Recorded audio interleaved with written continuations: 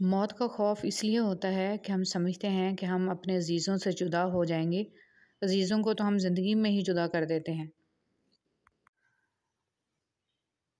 آپ ماں باپ کے حقوق پر کتاب پڑھ رہے تھے جبکہ ماں باپ موجود تھے اور خدمت نہیں کی۔ وہ آدمی جس کے لیے رہنا اور جانا برابر ہو وہ مومن ہے۔ جس طرح موسم بدلنے کا ایک وقت ہوتا ہے اسی طرح وقت بدلنے کا بھی ایک موسم ہوتا ہے۔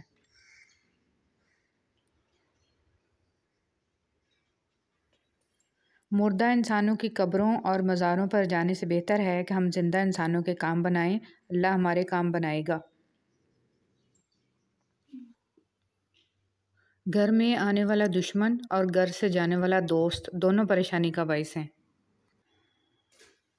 ہم میں سے تقریباً ہر شخص یہ خواہش رکھتا ہے کہ اس کی دنیا فرعون کی طرح ہو اور آخرت موسیٰ علیہ السلام کی طرح۔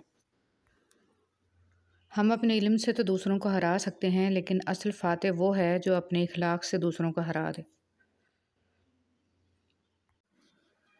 ایسا نہ ہو تم لائبریری میں زندگی تلاش کرو اور زندگی لائبریری کے دروازے سے باہر نکل جائے۔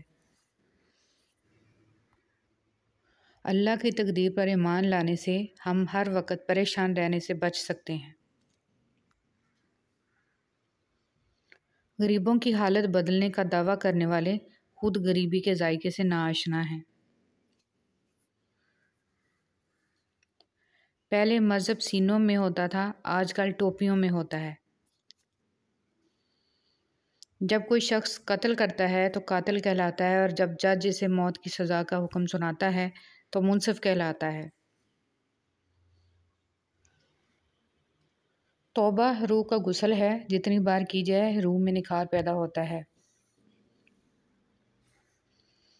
وہ خوب جانتا ہے کون کس حال میں ہے، وہ جانتا ہے کون بے بس اور کون صبر کی انتہا پر ہے، اور جتنا مشکل وقت ہوگا تم اتنا اس کو قریب پاؤ گے۔ درد چاہے کتنا بھی ہو اللہ کے سامنے رونے سے سکون میں بدل جاتا ہے۔ ایک میں ہوں کہ جاتا نہیں در پہ اس کے، ایک وہ ہے کہ صداؤں پہ صدائیں دیے جا رہا ہے۔ ایک میں ہوں کہ کتراتا نہیں گناہوں سے، اور ایک وہ ہے کہ بے حساب دیے جا رہا ہے۔ ایک مٹی کے بنے انسان کی محبت میں اتنی طاقت ہوتی ہے کہ دل کا قرار اور آنکھوں کی نیند چھین لیتی ہے۔ مالک الملک کی محبت کا عالم کیا ہوگا؟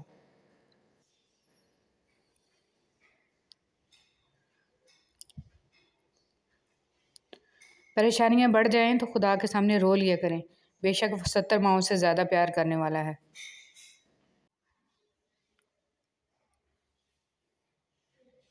آزمائش تو انہی کے لیے ہے جنہیں اللہ چاہتا ہے، اور صبر بھی وہی کرتے ہیں جو اللہ کو چاہتے ہیں۔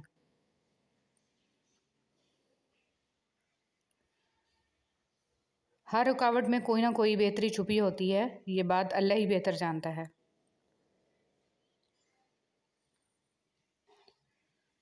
قرآن کی خوبصورتی یہ ہے کہ تم اسے بدل نہیں سکتے لیکن یہ تمہیں بدل سکتا ہے۔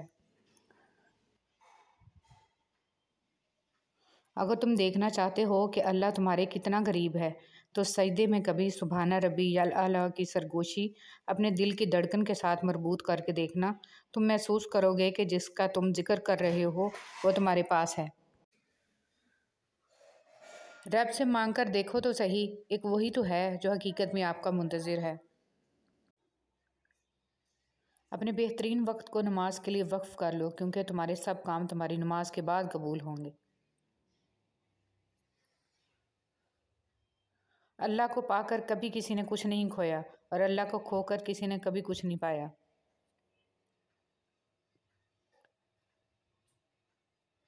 اس کے در پہ سکون ملتا ہے، اس کی عبادت سے نور ملتا ہے۔ جو جھک گیا اللہ کے سجدے میں اسے کچھ نہ کچھ ضرور ملتا ہے۔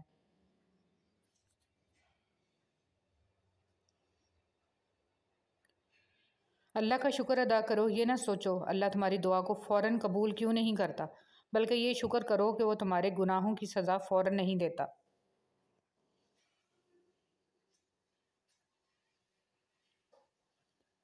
اللہ کو وہ انسان بہت پسند ہے جو اپنی جوانی اللہ کی عبادت میں گزارتا ہے۔